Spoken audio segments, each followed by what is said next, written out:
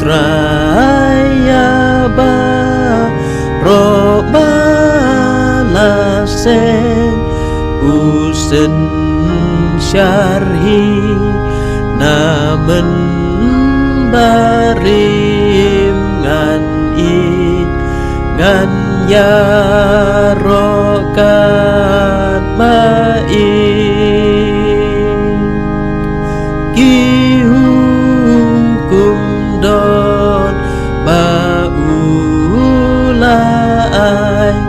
Man hi kaya Kamon utrai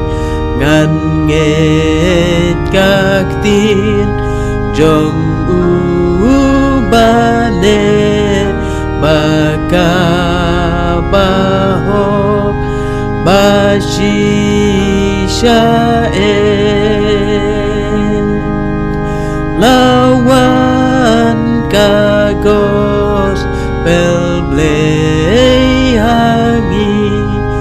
Kajing sugdai Nakalami Hakablei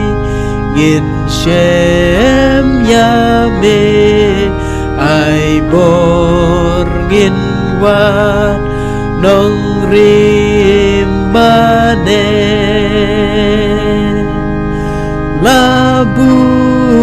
kapor Yang aban yap Leken dit Yang akan lap Kisam labat Kiken naru Kiyapan kre Ngan tutsyu Ngan sumarya Kipor basa Tuan mensin Penkre yanga Tanglap kajing Yap ngam lapai Kaayong wat Jing map